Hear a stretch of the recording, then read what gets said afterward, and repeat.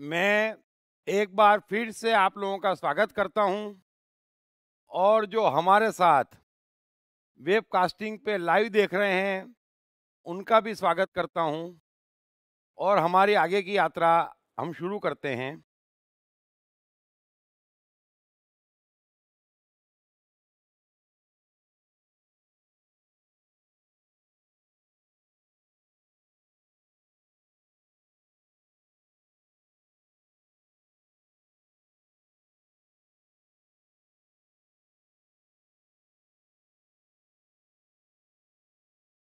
आगे कृष्ण कह रहे हैं, अपने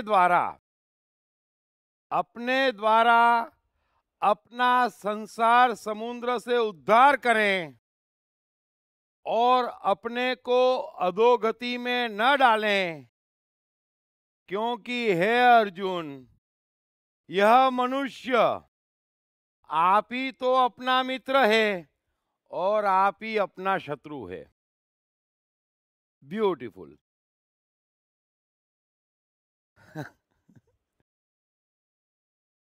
कृष्ण कमाल करते हैं, कमाल पे कमाल करते हैं और सिर्फ कमाल करते हैं।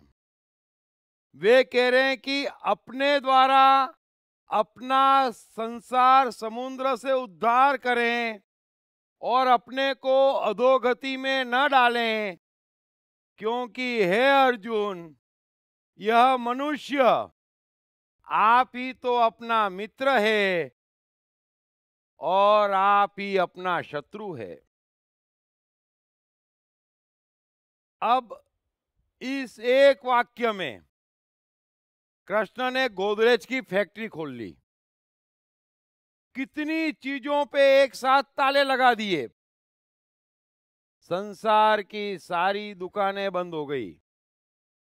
कृष्ण कह रहे हैं कि मनुष्य को चाहिए कि वो स्वयं के द्वारा अपने द्वारा अपना संसार समुद्र से उद्धार करे, क्योंकि वो आप अपना मित्र, आप अपना शत्रु है। परमात्मा न तो आपसे मित्रता निभा रहा है न शत्रुता, है ना। और जब परमात्मा मित्रता नहीं निभा रहा तो व्रत किस चीज का रखें, है ना, और कौन सी इमारत में जाए। परमात्मा शत्रुता नहीं निभा रहा है कि अरे जन्माष्टमी थी तुम आए नहीं, देख लूंगा, है, देख लूंगा एक एक को।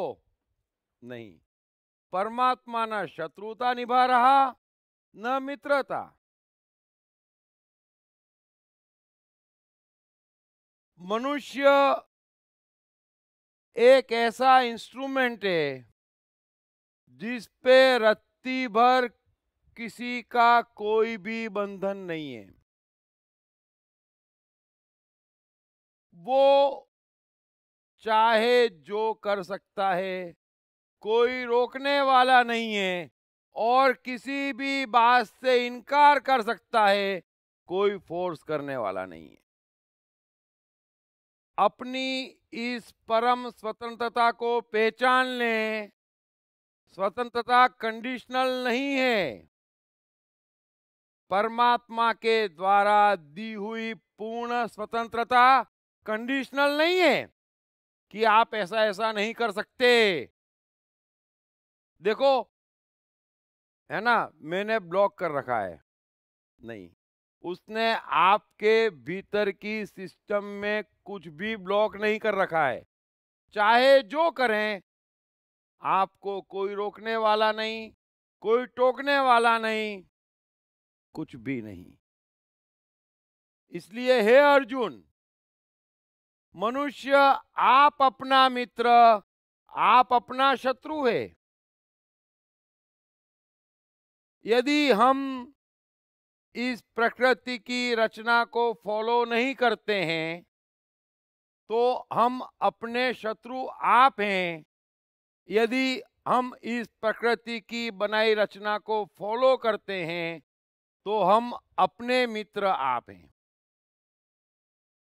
और कृष्ण कह रहे हैं कि अर्जुन, मनुष्य को चाहिए कि वो अपने साथ मित्रता निभाए। बस मैं भी यही कह रहा हूं, आप अपने साथ मित्रता निभाएं। कृष्ण अर्जुन से भी यही कह रहे हैं कि तू पाप पुण्य मान अपमान, भाइयों का क्या होगा उसका क्या होगा, वो सब चिंता छोड़, तू अपनी चिंता कर, तू अपने साथ मित्रता निभा। तू जो इस समय भागने की बात कर रहा है वो तू बड़ा छोटा देख रहा है, बड़ा खराब देख रहा है, तू अज्ञान में है, तू अपने को ही नहीं जानता, तू अपने साथ दुश्मनी निभा रहा है। तू ये सोच रहा है कि मैं युद्ध से भागूंगा तो मैं बच जाऊंगा, लेकिन ये तेरा भ्रम है, तू उससे भी बुरा मरेगा अगर तू भागेगा। और यही हर मनुष्य का भ्रम है, आप भी समझ लेना, अंधकार है।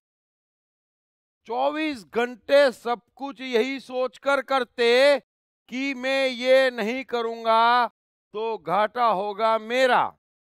कोई ये मत कहना मैं भगवान की चिंता करता हूं, मैं प्रिंसिपल की चिंता करता हूं, मैं परिवार की चिंता करता हूं। यहां पर कोई किसी की चिंता करता नहीं, और भगवान ने ऐसी दुनिया ही नहीं बनाई कि यहां कोई किसी की चिंता कर सके। ये भी एक झूठ है, ये भी एक अज्ञान है। मालूम नहीं क्यों जीवन हमारा है, सिस्टम हमारी है, लेकिन युगों से मनुष्य अनजान है। कोई कहने वाला नहीं, कोई समझाने वाला नहीं, यहां कोई किसी की चिंता न करता है न कर सकता है। ये भ्रम है, और बहुत बड़ा भ्रम है। मैं आपको समझाता हूं या आपसे सवाल पूछता हूं, आप एक चिंता बता दें जो आप कहें मैं दूसरे की कर रहा हूं। दूसरे की बता दें मुझे, है ना? क्योंकि सभी इस भ्रम में है कि मैं तो दूसरे की चिंता करता, दूसरे का भला चाहता, दूसरे का ध्यान रखता। इससे बड़ा सत्य नहीं है। और मैं आपसे पूछ रहा हूं, पहली बार कोई पूछ रहा है, कृष्ण बहुत बड़ा विज्ञान कह रहे हैं, मैं आपको वो विज्ञान समझा रहा हूं कि यहां कोई किसी की चिंता नहीं करता, न कर सकता है, और फिर भी दुबला हुआ जा रहा है, और 24 घंटे कहता है मैं तो इसकी चिंता करता, उसकी चिंता करता। तो बताएं मुझे, जरा बताएं तो सही कि देखो ये चिंता मैं उसकी कर रहा हूं। उदाहरण देके पूछे, मैं आपको बताता हूं। कोई तो बोलो। सब जने इतने ज्ञानी हो गए कि जो बात 5000 वर्ष में नहीं कही गई वो बात मैं कह रहा हूं, और आप मान रहे हैं कि यहां कोई किसी की चिंता कर ही नहीं सकता। ये सिस्टम ही नहीं है, और यह भी किसी को नहीं पता ये अंधकार है, और दुबले हुए जा रहे हैं और मान रहे हैं कि मैं दूसरे की चिंता में बहुत परेशान हूं, मुझे अपने लिए कुछ नहीं चाहिए, है ना? मंदिर जाके भी कहते मुझे अपने लिए कुछ नहीं चाहिए, मेरी गर्लफ्रेंड को मैं मिल जाऊं ऐसा देख लेना।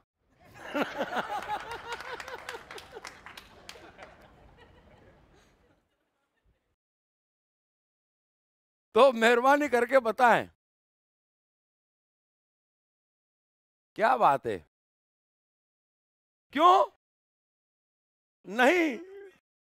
हाँ तो करते, तो मैं कह रहा हूं आप नहीं करते हैं, तो आपका भ्रम है कि आप करते हैं। तो पूछें कि मुझे गलत साबित करने की कोशिश करें, कृष्ण को गलत साबित करने की कोशिश करें, इस विज्ञान को गलत साबित करने की कोशिश करें कि आप कह रहे हैं कि यहां किसी को किसी की चिंता करने का अधिकार ही नहीं है, उसके राइट में ही नहीं है, वो कर ही नहीं सकता, ये मैं कह रहा हूं।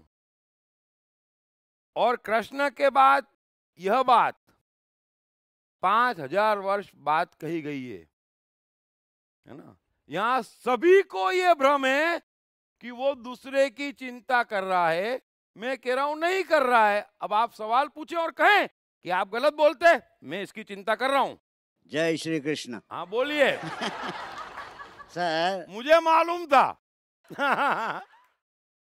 सब हथियार डालेंगे तो आप खड़े हो जाएंगे। नहीं सर, नहीं सर, ऐसी बात नहीं है, लेकिन ये तो सच है, कोई किसी का चिंता नहीं करता, ये कड़वा सच है। लेकिन मोह पे या जिम्मेदारी पे या जबरदस्ती फंस के जिम्मेदारी ले लेता है, लेकिन असल में वो जिम्मेदारी झूठे होता है। अब घर में अभी मेरा कोई भाई है छोटा, उसको मैं वो जिम्मेदार है, यार मैं वो तो खाना नहीं खाया, एक छोटे मोटे ऐसे बहाना। लेकिन ये बहाना क्यों जोड़ा है, यही रहस्य है, आप ही बता दीजिए। लेकिन असल में मैं भी जुड़ा नहीं हूँ, मैं भी यही बोलता हूँ, भैया अभी जमाना बदल चुका है, अपना अपना बोझ खुद उठाओ, हम खुद धक्के खा रहा है, ऐसे बातों में मुंह बंद करना पड़ता है। आप बताइए प्लीज। नहीं आप पूछिए ना। देखो चलो मैं समझा देता हूं।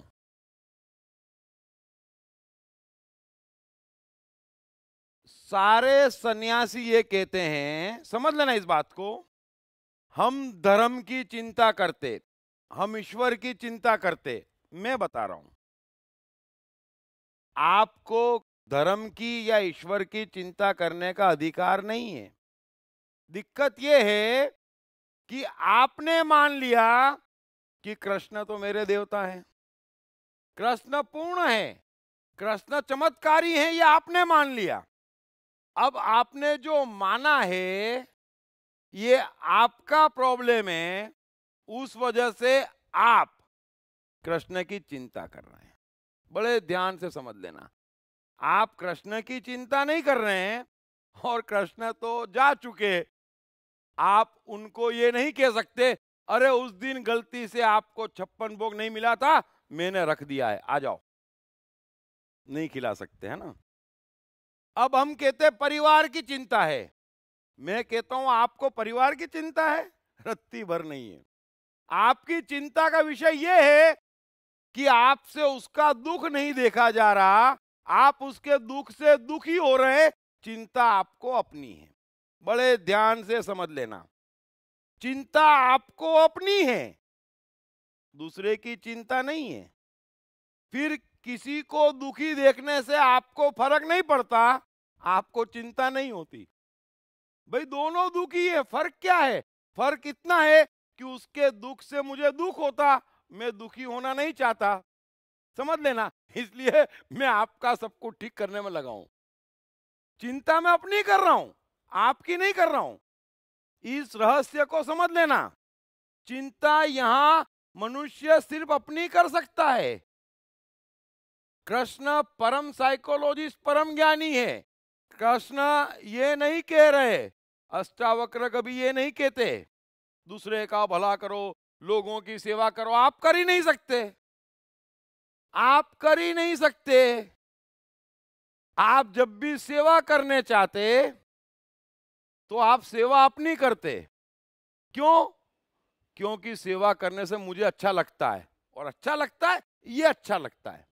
फर्क समझ लेना। आप सेवा नहीं कर सकते, आप सेवा अपनी कर रहे हैं। जब भी कुछ कर रहे हैं, हम प्रयोग सिर्फ अपने साथ कर सकते हैं। अगर आपके भीतर कुछ भी नहीं है तो आप कुछ भी प्रयोग नहीं कर सकते। इस बात को समझ लेना। तो कृष्ण अर्जुन को ये नहीं कह रहे हैं अरे तू धर्म की चिंता कर, तू ईश्वर की चिंता कर, हैं? तू मेरी चिंता कर, तू भाइयों की चिंता कर। कृष्ण नहीं कह रहे हैं, वो कर भी नहीं सकता, वो कर भी नहीं रहा है। कृष्ण यही कह रहे हैं कि तू अपनी चिंता कर, और भागने में तेरा हित है, न भागने में ही तेरा हित है। और मैं तेरे हित की बात कर रहा हूं। मैं भी आपसे कह रहा हूं अपने को बचा लो। बस आपकी भलाई में जगत की भलाई छिपी है। आपकी भलाई में परमात्मा को रस है और आपकी भलाई से जगत की भलाई का रास्ता अपने आप निकलता। सारी शिक्षाएं उल्टी दी जाती। जगत का भला करो, चाहे अपने को कुर्बान कर दो। जो अपने को कुर्बान करेगा वो जगत का भला नहीं कर सकता। सो जगत का भला करने की बात ही गलत है, वो मार्ग ही गलत है, वो रास्ता ही गलत है। इसलिए आपके सारे गर्व मिटा देना, मैं तो शरीफ आदमी हूं, सबकी चिंता करता, मुझे कुछ नहीं चाहिए। अरे भाई, ये आप ही को तो चाहिए। वो दुखी रहता, आपको दुख होता। आपके बच्चे को लगती, आपका चेहरा इतना हो जाता। फिर पेपर पढ़ते, 50 बच्चे जहरीली दवा खा के मर गए, आप पेपर पटक देते, कर्मों की सजा है ना। कोई चिंता नहीं करते। क्यों? क्योंकि उनका मरना आपको कष्ट नहीं पहुंचा रहा है। आपको चिंता अपने कष्ट की है। इस बात को समझ लेना। मेहरबानी करके गर्व मत करना, गलत साइकोलॉजी, गलत असेसमेंट मत करना। उम्मीद करता हूं इस बात को सभी जने समझ गए होंगे। चिंता मनुष्य को अपनी मान्यताओं की, अपने ख्यालों की, अपने उठने वाले भावों की है। और ये गड़बड़ क्यों हो गई, ये कृष्ण आगे समझाएंगे। अभी कृष्ण कह रहे हैं कि मनुष्य, आप अपना मित्र, आप अपना शत्रु है, उसे दूसरे की फिक्र नहीं करना है। आप दूसरे की फिक्र कर भी नहीं रहे हैं। आप ये मत कहना कि मेरी तो बड़ी इच्छा है लेकिन मैं पिताजी का कहना मानता हूं। आप पिताजी का कहना नहीं मानते हैं, लेकिन उनका बुरा लगाना आपको कष्ट पहुंचाने वाला है, इसलिए आप पिताजी का कहना मान रहे हैं। अगर आपको कष्ट नहीं पहुंचाएगा, आप नहीं मानेंगे। और यहां पर दरअसल कोई किसी की बात मानता भी नहीं है। जितने प्रेशर में है उतनी मान लेता, और मन पसंद होती बात तो तुरंत मान लेता। इस बात को समझ लेना आप।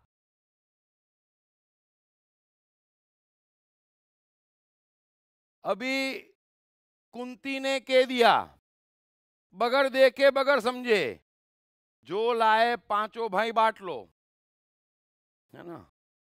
अर्जुन कहता रह गया ये नहीं हो सकता, ये गड़बड़ हो गई।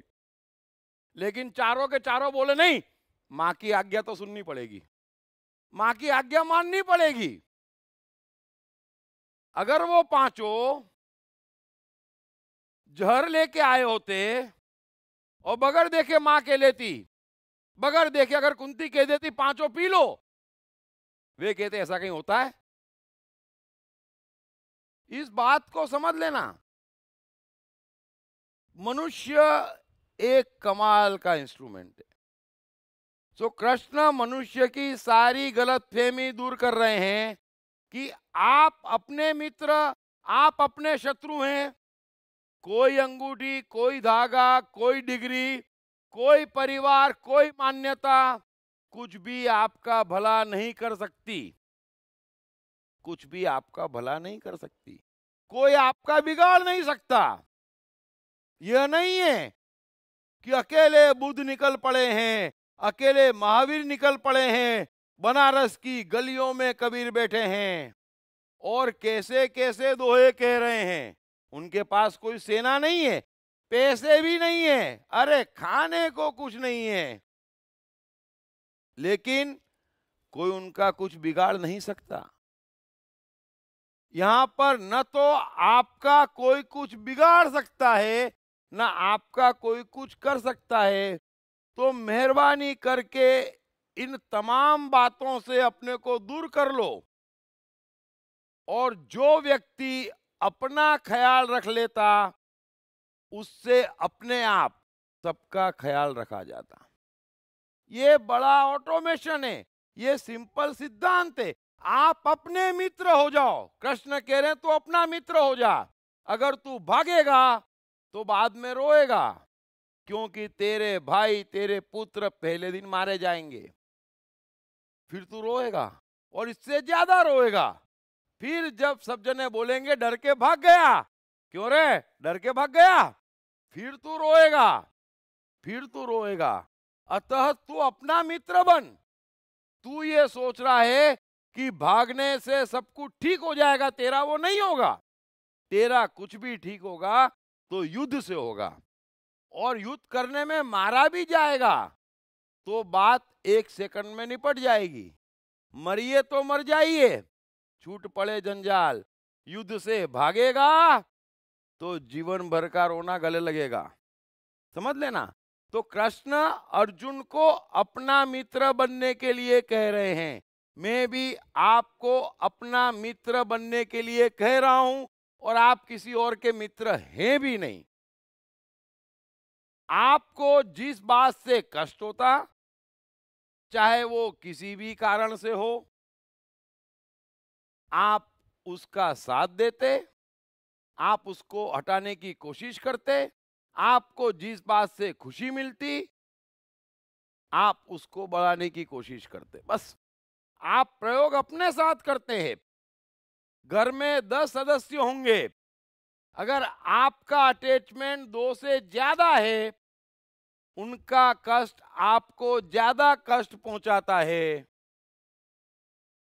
तो आप उनका ख्याल ज्यादा रखते हैं, और इसी को आप कहते हैं आई लव यू, है ना। नॉट आई लव यू, आपकी तकलीफ हमें कष्ट पहुंचा रही है, और कुछ नहीं है। तो आप जिसको प्यार समझ रहे हैं, समझ लेना वो और कुछ भी नहीं है।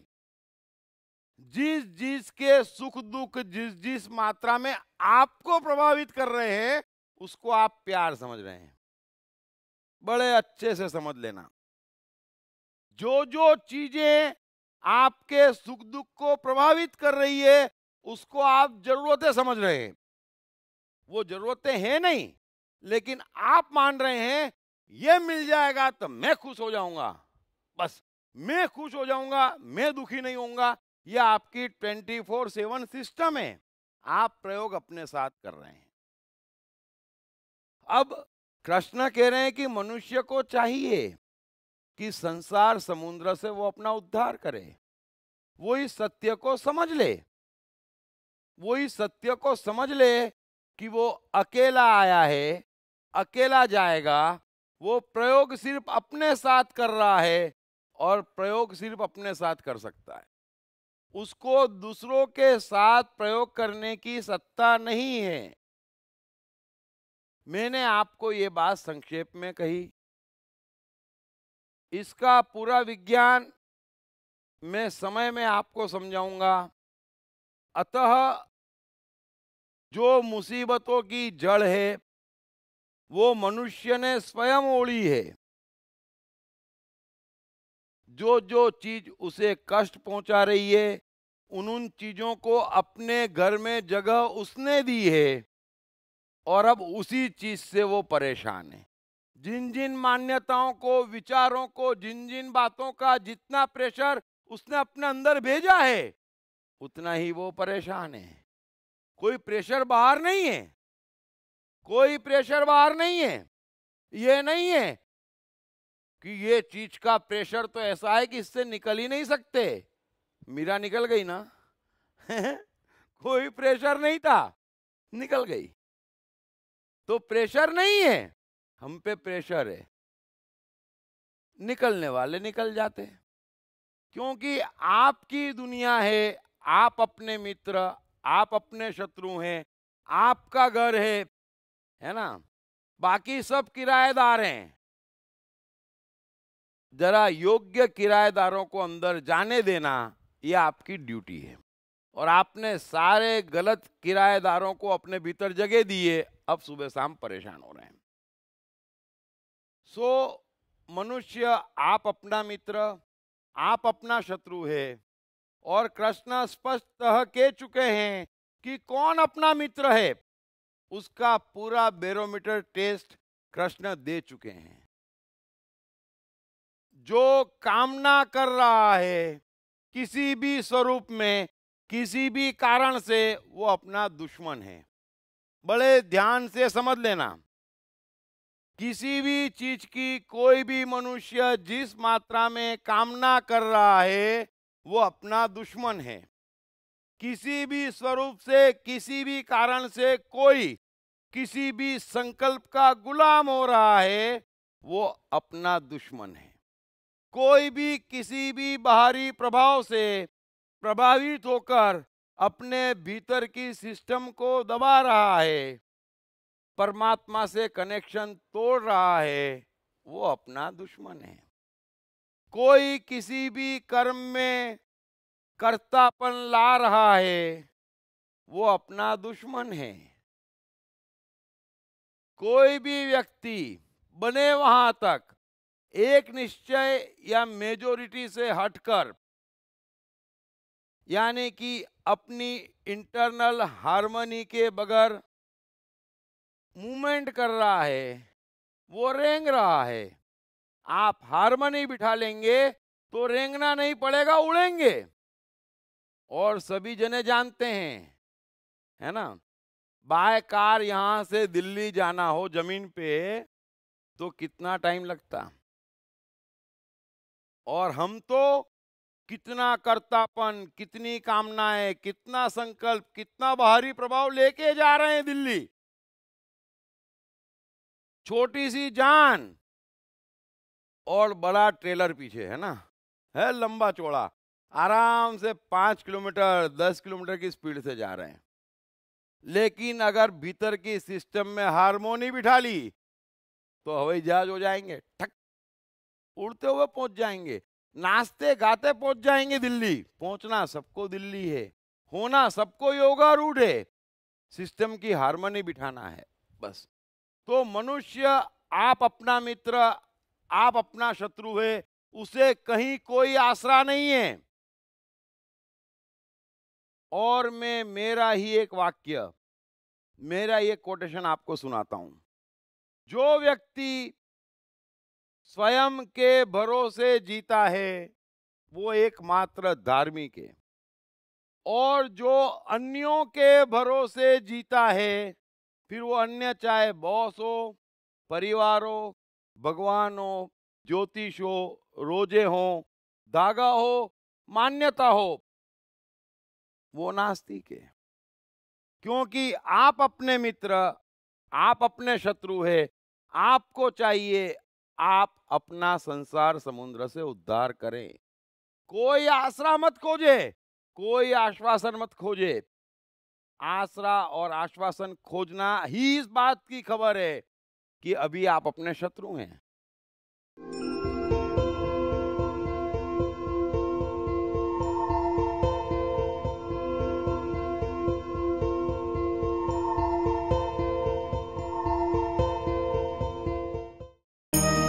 कृष्ण मन और जीवन के मास्टर। कृष्ण एक प्रेमी, एक कलाकार, एक गुरु, एक राजनेता, एक व्यवसायी। कृष्ण शून्य से सृजन करने का एक श्रेष्ठ उदाहरण। कृष्ण जो कठिनतम परिस्थितियों में भी हंसते हुए जीने की कला सिखाते हैं। कृष्ण जिन्होंने जीवन का हर युद्ध जीता।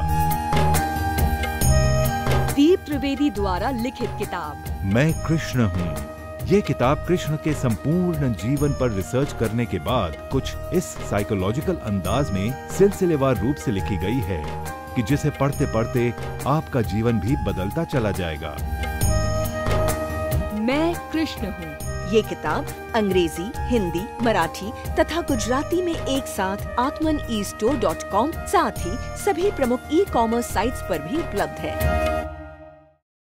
आगे कृष्ण कह रहे हैं कि जिस जीवात्मा द्वारा मन और इंद्रियों सहित शरीर जीता हुआ है, उस जीवात्मा का तो वह आप ही मित्र है, और जिसके द्वारा मन तथा इंद्रियों सहित शरीर नहीं जीता गया है, उसके लिए वह आप ही शत्रु के सदस्य, स्वयं से शत्रुता में बरतता है। बस यही तो मैं आपसे कह रहा हूं। आपका जीवन भीतर, आप जीते भीतर से, आप हर वो चीज से प्रभावित होते जिससे खुशी मिले, हर उस चीज से प्रभावित होते जिससे दुख मिले। आप 24 घंटे दुख कम करने और सुख बढ़ाने के लिए जीते हैं, बिना अपवाद के। हर कोई तो जीते अपने भीतर के लिए हैं, तो अपने भीतर को स्वतंत्रता दो। बस मन इंद्रियों सहित शरीर जीता हुआ है कि अब कोई बाहरी प्रभाव नहीं, मैंने अपने पे विजय पा ली। धर्म का अर्थ ही है कि मैंने अपने पे, मैंने स्वयं पे विजय पा ली। अब कोई बाहरी फोर्स, कोई बाहरी कारण मुझे प्रभावित नहीं कर सकता। बस वो अपना मित्र है। अहिंसा में स्थित हो जाओ। अपने भीतर की किसी चीज को मत मारो। अगर अनेक आवाजें हैं तो मैं बार बार कह रहा हूं, अपने भीतर बातचीत करके उस आवाज को एक करो। किसी को मारो मत। भीतर भीतर अपने को मारना एकमात्र हिंसा है। इस बात को समझना। बाहर किसी को मारना वो तो आपको सत्ता ही नहीं है। न कोई मरता न कोई मारता। जो कृष्ण कह रहे हैं उस अहिंसा की ऊंचाई को, सत्य को समझ लेना। न कोई मरता न कोई मारता, यहां हर कोई स्वयं अपने को मारता। सो आप अपने को मत मारें। कृष्ण अर्जुन से यही कह रहे हैं कि तू हिंसा बाहर देख रहा है, मैं हिंसा तेरे भीतर देख रहा हूं। तू अपने मन, बुद्धि, अहंकार, इंद्रिय और शरीर को दबा रहा है, ये हिंसा है। बाहर क्या होगा वो तेरा सब्जेक्ट ही नहीं है। वो यहां किसी का सब्जेक्ट नहीं है।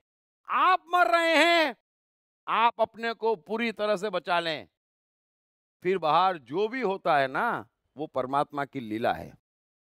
वो आपका सब्जेक्ट ही नहीं है। अहिंसा में स्थित हो जाएं। अपने मन, अपनी इंद्रियों, अपनी बुद्धि, अपने शरीर, अपनी इच्छाओं को मत मारें। आपसे कुछ भी गड़बड़ नहीं होगी। कुछ भी गड़बड़ नहीं होगी। इस विज्ञान को समझें। लेकिन हमें कहा जाता भीतर मर जाओ लेकिन बाहर गड़बड़ मत करो। बाहर सब जने गड़बड़ नहीं करते, गड़बड़ से डरते। फिर इतनी गड़बड़ आ कहां से रही है? सोचना इस बात को। चारों ओर गड़बड़ ही गड़बड़ है। यहां किसी को किसी से कुछ भी अच्छा नहीं मिल रहा है, तो ये खराब खराब आ कहां से रहा है? क्योंकि किसी के पास अच्छे का बैलेंस ही नहीं है। मैं कितनी बार समझाता हूं, सब प्रेम बांटने चले हैं, भीतर प्रेम नहीं है।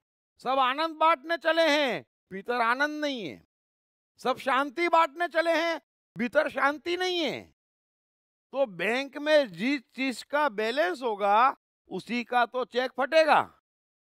तो आप अपने भीतर आनंद, शांति, मस्ती की गारंटी कर लो, आपसे बाहर उसी के चेक फटेंगे।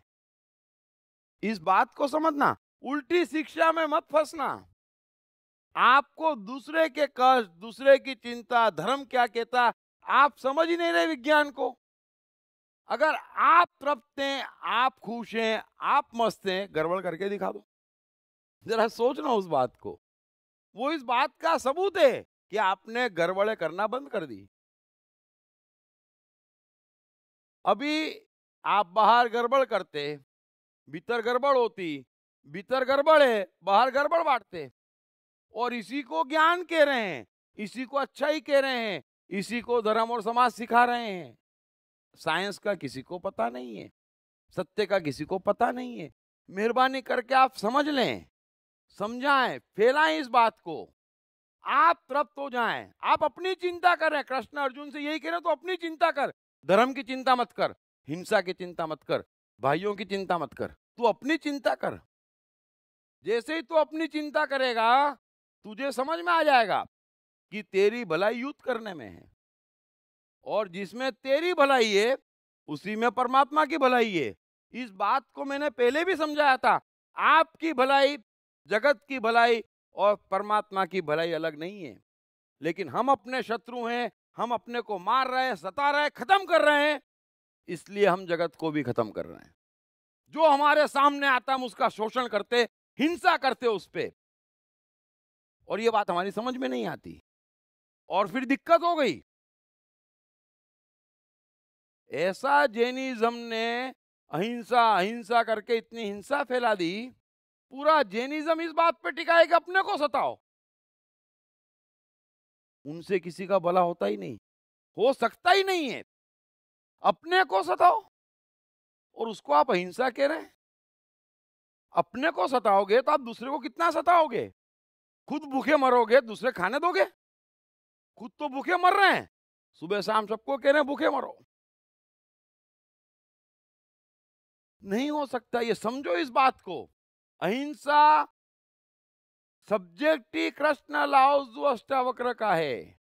अहिंसा कबीर क्राइस्ट को मालूम है। ये अहिंसा नहीं है जिसे आप अहिंसा समझते हैं, उससे तो हिंसा ही हो रही है। दूसरे का भला करो, दूसरे का ध्यान रखो, ऐसा मत करो, अपने को मार डालो। सब अपने को मार डालो, सभी ने अपने को मार ही डाला है, कोई जिंदा ही नहीं है। और भलाई सबकी जिंदा लोग करते हैं। जो बैंक में बैलेंस है वो आप बांटेंगे। हमारी बैंक में बैलेंस ही 1 लाख दुख, 5 लाख चिंता, 50 लाख टेंशन का है। फिर सुबह शाम कहते मैं तो शांति बांटता, मैं तो प्रेम बांटता। फिर गया कहां? 6 जनों का परिवार है, सब एक दूसरे को प्रेम शांति संतोष बांट रहे हैं, और हंसे हुए 6 के 6 को 10 साल हो गए। ये क्या हो गया? होगा तो बांटोगे, होगा तो बांटोगे ना। सो अपना भला करो, मेहरबानी करके अपना भला करो। तो कृष्ण कह रहे हैं जिसका मन इंद्रियों सहित शरीर जीता हुआ है, जिस पे अब कोई बाहरी फोर्स काम नहीं करती। अरे जब आप दूसरे की चिंता कर ही नहीं सकते तो आप वो ठेकेदारी छोड़ दो, टेंडर भरना छोड़ दो। आप अपनी चिंता करो, आप अपनी फिक्र करो, सब ठीक हो जाएगा। आप जो भी करो उसमें रत्ती भर कष्ट न पाओ, फिर उस कर्म में और उस कर्म से रत्ती भर कभी गड़बड़ नहीं होगी, हो ही नहीं सकती। अभी आप जो भी कर रहे हैं उसमें स्वयं कष्ट पा रहे हैं और सोच रहे हैं ये तो दूसरे का ठीक करने के लिए मैं कष्ट पा रहा हूं। अरे जरा दूसरे से भी तो पूछो आपके करने से वो कितना कष्ट पा रहा है, फिर वो भी कुछ ऐसा करता, लाओ मैं भी ट्राई करूं, फिर वो भी आपको कष्ट पहुंचा रहा है। जरा गौर करना। अतः दूसरा नहीं है, आप अपनी फिक्र करो, अपनी फिक्र करो। हर एक को कह रहा हूं, जो व्यक्ति परिवार में, जो व्यक्ति ऑफिस में, जो व्यक्ति समाज में, जो व्यक्ति दुनिया में अपनी फिक्र कर रहा है वो ही जगत की फिक्र करने वाला सिद्ध हो रहा है। जो अपने को मार रहा है वो जगत को मार रहा है। और सारे शास्त्रों का बेस अपने को मारने में है। मैं बार बार पूछता हूं, इतने शास्त्र, इतने भगवान, इतने मंत्र, इतने मंदिर, मस्जिद, चर्च, किसका भला हो गया? किसका भला हो गया? लेकिन एक बल्ब खोजा गया, जगत का भला हो गया। जरा इस बात को समझो। कोई इसको चैलेंज नहीं कर सकता। चिल्लाने दो, हमारे बगैर धरती नहीं चलेगी। अरे आपका धर्म 2500 वर्ष पुराना है, धरती अरबों साल से घूम रही है ना? आपके बगैर नहीं चलेगी। आपकी बात मानेंगे तो नहीं चलेगी। आपको ज्ञान हो गया धरती घुमाने का। अरे ये कृष्ण सदैव की शिक्षा दे रहे हैं, सनातन ज्ञान दे रहे हैं, एक ऐसा सत्य दे रहे हैं, उसे नहीं बदला जा सकता। ये तो बदलते रहते, मौसमी मेंढके आते और जाते रहते। इनकी बातों में क्या रखा है? अरे पक्षी क्यों उड़ता है, क्यों मस्ती में रहता है?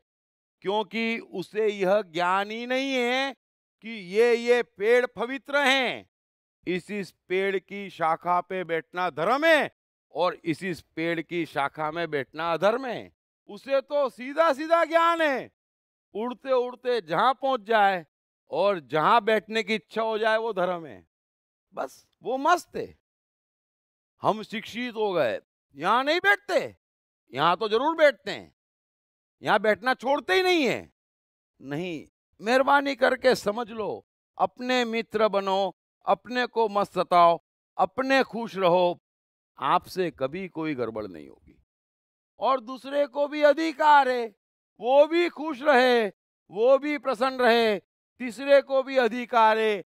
एक एक करके पूरा जगत मस्त हो सकता है, लेकिन मेहरबानी करके जगत मस्त तब होगा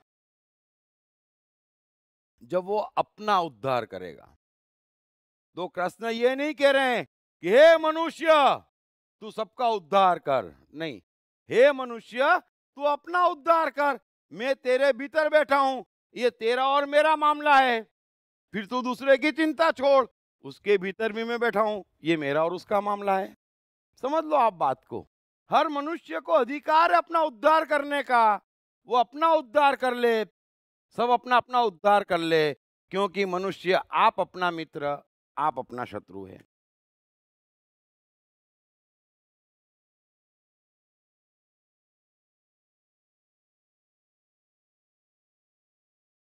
सर्दी गर्मी और सुख दुखादि में तथा मान और अपमान में जिसके अंतःकरण की वृत्तियां भली भांति शांत है, ऐसे स्वाधीन आत्मा वाले पुरुष के ज्ञान में सच्चिदानंद घन परमात्मा सम्यक प्रकार से स्थित है, अर्थात उसके ज्ञान में परमात्मा के सिवा कुछ भी नहीं है। बस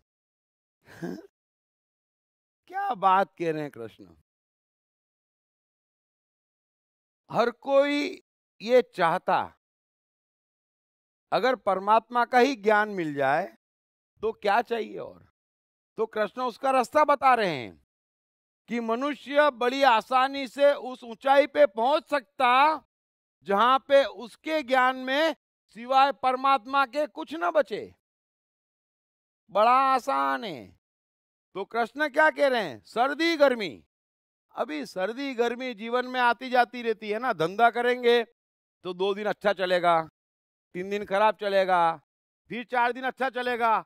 अब रिश्ते बनाएंगे तो 2 दिन पत्नी प्रेम से खिलाएगी, तीसरे दिन खाना नहीं बनाएगी, ये चलता रहने वाला है। तो सर्दी गर्मी मान अपमान, ये तो संसार अपने अपने हिसाब से, अपनी अपनी बुद्धि से, अपनी अपनी सोच और समझ से देते रहने वाला है, उससे आपका कोई ताल्लुक नहीं है। आप कुछ करने से खुश हैं, गारंटेड खुश हैं, फिर मान मिले या अपमान, आपको क्या फर्क पड़ रहा है। अरे क्राइस्ट, कबीर, महावीर क्या नहीं दिया जगत को, बुद्ध ने क्या नहीं दिया जगत को, कृष्ण ने क्या नहीं किया। तो कृष्ण को कभी मान मिला? जहां जाते पहले कहते छलिया आ गया, संभल के कपटी आ गया, संभल के। अरे ऐसी हालत, वो और बलराम जरासंध से बच के रण छोड़ के भाग रहे थे, तो एक जगह एक सन्यासी पानी भरने जा रहा था, हाथ में कमंडल था, और बलराम कृष्ण पे बड़ा गुस्से थे क्योंकि वो भागना नहीं चाहते थे रण छोड़ के। वे जरासंध से 2-2 हाथ लड़ना चाहते थे और कृष्ण रण छोड़ के भाग गए। बलराम नहीं आए तो किसी तरह से पटा के, मना के, इमोशनल करके बिठा दिया उनको भी। अब बैठ तो गए बलराम, लेकिन उनको लगा इज्जत चली गई। और कृष्ण ये कह रहे हैं कि देख भाई, जरासंध आएगा तो एक ही दिन में दोनों को खत्म कर देगा, तो तू इज्जत की बात मत करे। इज्जत जाए वो चलेगा, मर जाएंगे ये नहीं चलेगा, है ना। तो इज्जत और मरने में चुनाव है, इज्जत और जीने में चुनाव है। जीना चुन लिया, अब नाराज क्यों? वो बोले उससे मैं नहीं समझता, जीना मरना कोई बात नहीं, इज्जत नहीं जाना चाहिए, तो ठीक है। हालांकि कृष्ण न भागते ये बात दूसरी है, वो इसलिए नहीं भागे कि उनकी जान मुसीबत में है, वो तो बेवजह मुसीबत में थी। लेकिन कृष्ण मथुरा में रहते और जरासंध आता तो मथुरा की सेना मथुरा की पब्लिक कृष्ण को बचाने में उनका साथ देती और वो पूरी की पूरी बेमौत मारी जाती। तो कृष्ण को उनकी चिंता थी कि मैं तो मरूंगा ही, ये सब भी मरेंगे। जब मैं भाग जाऊंगा और जरासंध को पता चलेगा कृष्ण भाग गया, तो मथुरा वालों से तो उसकी कोई दुश्मनी है नहीं, वो वापस चला जाएगा दुखी होके। बस, तो कृष्ण के रण छोड़ने में अहिंसा है। अब भाग तो गए, 2-3 रोज तो रथ ऐसा दौड़ाया कृष्ण ने कि रुकना ही नहीं है। कभी जरासंध पीछे आ जाए तो। अब कोई सन्यासी, साधु या गरीब व्यक्ति कमंडल लेके पानी भरने जा रहा था। कृष्ण को लगा ये बहुत दूर तलैया है, वहां तक जाएंगे और आएंगे, इनकी ताकत नहीं दिख रही है। तो कृष्ण ने रथ रोका और उनसे पूछा कि मैं पानी भर लाता हूं। तो वो भी बड़े शान से बोले, नहीं, यहां हर मनुष्य को अपना काम करना चाहिए, मैं अपना काम करूंगा। ये कह के वो तो चले गए। कृष्ण को लगा बलराम से बातचीत का मौका मिल गया, 3 रोज से मुंह फुलाए बैठे हैं, है ना। तो कृष्ण ने कहा, भैया सुना कितनी ऊंची बात कही। बोले ऊंची बात नहीं कही, वे जानते हैं कमंडल कौन मांग रहा है। कृष्ण लेके भाग जाएगा बोले। अगर मैं मांगता तो दे देते, तेरे पे भरोसा कौन करे बोले। जो रण छोड़ के भाग सकता है वो कमंडल लेके तो भाग ही सकता है बोले, है ना। तो ये मत समझना। तो क्या मिला कृष्ण को, जहां जाए वहां ग्वाला है, गरीब, अनपढ़, यही कहते थे। क्या मिला क्राइस्ट को, तो मान अपमान दुनिया अपने हिसाब से देती है। इससे मैं अपना संतोष, अपनी मस्ती, अपनी इच्छाएं कैसे छोड़ सकता हूं, नहीं छोड़ सकते। तो कृष्ण कह रहे हैं कि सर्दी गर्मी और सुख दुखादि तथा मान अपमान में जिसके अंतःकरण की वृत्तियां भली भांति शांत है, कोई क्या दे रहा है, कोई क्या कह रहा है, कोई क्या कर रहा है, कौन क्या कह के गया, सारी बातें समझ लेना। कौन क्या कह के गया, इन किसी भी बात से आपका ताल्लुक नहीं है। आपका ताल्लुक अपने से है। तो जिसका अंतःकरण स्वाधीन है, एंट्री एग्जिट अपने भीतर की जिसके कंट्रोल में है, अभी आपके कंट्रोल में नहीं है। कोई भी घुस जाता लोभ पकड़ा के, है ना, कोई भी घुस जाता डरा के। बस भय और लोभ पकड़ाने की देर है, चीज घुस जाती भीतर।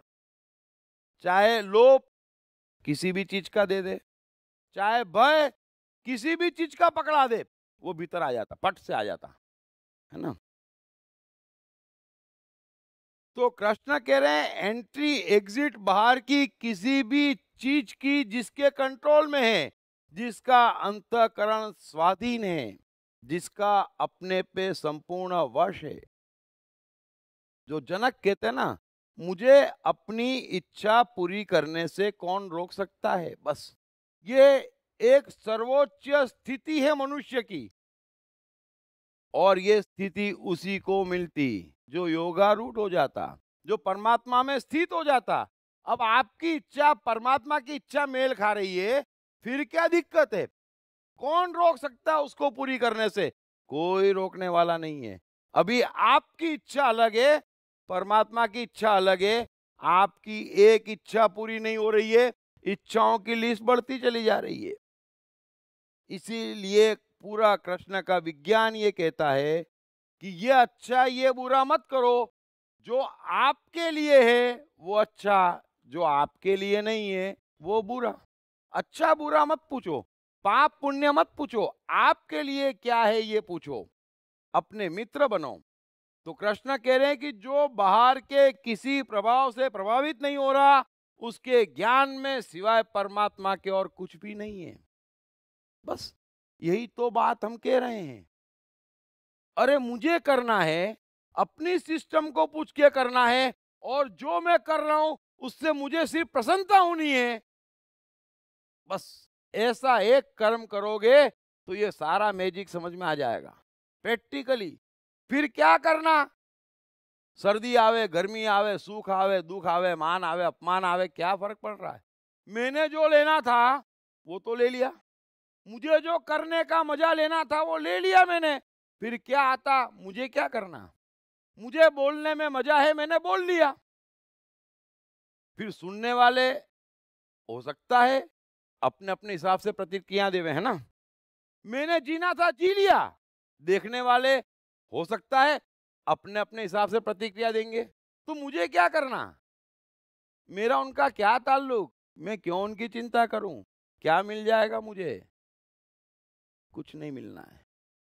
तो जो बाहर से आने वाली गालियों को भी भीतर नहीं जाने देता और बाहर से आने वाले सम्मान को भी भीतर नहीं भेजता, क्योंकि कोई ताल्लुक ही नहीं है। आप सम्मान भी उस चीज का दे रहे हैं जो मैं कर चुका, आप गालियां भी उस चीज की दे रहे हैं जो मैं कर चुका, और उससे क्या ताल्लुक? जो मैं कर चुका उसका मजा पूरे पूरा ले चुका, है ना। अब आप कुछ भी देवें, मेरे तक पहुंचेगा कैसे? वो पहुंचता क्यों है? वो पहुंचता क्यों है? उसी के लिए करते क्यों हैं? क्योंकि अंतःकरण स्वाधीन नहीं है, बाहरी प्रभावों से प्रभावित है। तो उस ज्ञान में परमात्मा नहीं है। कृष्ण को झूठ बोलना है, बोल लेते हैं। रास करना है, कर लेते हैं, है ना। अभी क्या कृष्ण का जीवन लिख दिया, छोटे छोटे किस्से क्या सुनाऊं। सभी जानते हैं कृष्ण की गोपियों से पटती थी, और सभी जानते हैं कि उन लोगों का जीवन ऐसा था कि अगर गाय चराने न जाए, गाय अच्छे से दूध न दे, अगर माखन न बने, अगर मथुरा में माखन न बेचे, तो गांव भूखा मर जाए। तो सारे ग्वाले जाते थे, गोपियां कृष्ण को रोक लेती और उससे ज्यादा कृष्ण रुक जाते, है ना। तो कृष्ण नहीं जाते और बलराम बड़ा गुस्सा आता, ये क्या कर रहा है ये, दिन भर लड़कियों के साथ, है ना। तो एक दिन ऐसे ही बात चल रही थी और कृष्ण 4-6 गोपियों के साथ बैठे बैठे गप्पे मार रहे थे, और बलराम और ये 5-10 ग्वाले एक झुंड में आए गाय चरा के। तो देखा बलराम ने और एकदम क्रोधित हो गए, ये फिर वहीं का वहीं है। तो बलराम बोले, अरे तुम 6 की 6 गोपियां क्या कर रही हो? तो एक बोली, कृष्ण भी तो है। बोले, वो कौन सी गोपी से कम है? बोले इसमें मर्दों के लक्षण कौन से हैं? बोले, तो ये मत समझना कि कृष्ण दूसरे दिन से गाय चराने जाने लग गए, ये बलराम का प्रॉब्लम था, है ना। कृष्ण वापस वही गोपियों के पास बैठे रहे।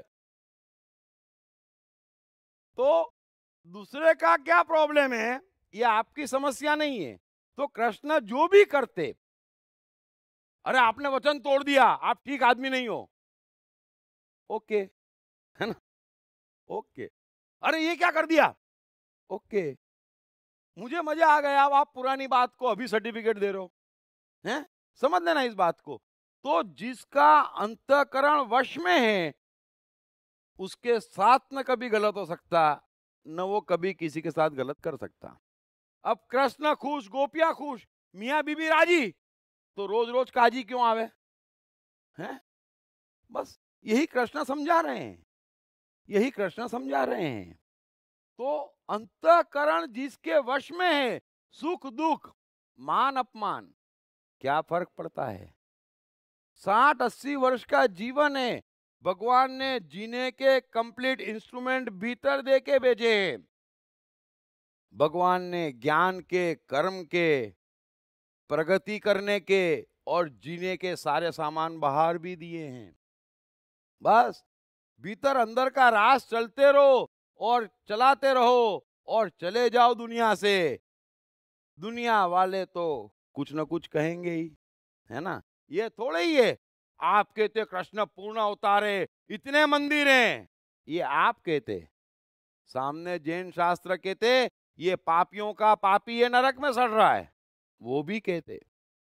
आप कुछ कहते, कोई कुछ कहता, कोई कुछ कहता, कोई कुछ कहता, जाने वाले चले गए, जीने वाले जी के गए, मरने वाले मर के गए, कोई वापस आता नहीं।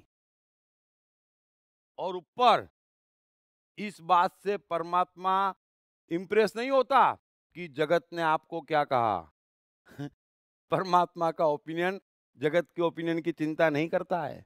परमात्मा का ओपिनियन इस बात की चिंता करता है 80 वर्ष तेरे साथ शरीर रहा, उसको कष्ट तो नहीं पहुंचाया? नहीं नहीं महाराज, मैं तो कांटों पे चला, मैं तो नंगे पांव चला। अरे बोलना था ना, जानवर बना देता है। इतना ही शौक है नंगे पांव चलने का तो जानवर बना देता। इतना ही शौक है नग्न घूमने का तो जानवर बना देता। कोई मना थोड़ी कर रहा हूं मैं। ये क्या करके आए तुम, समझना इस बात को। वो ये नहीं पूछता, वो यही पूछता है तुझे इंद्रियां दी थी, अतृप्त तो नहीं रह गई? तुझे बुद्धि दी थी, बगैर चलाए ऐसी कैसी तो नहीं लाया, है ना?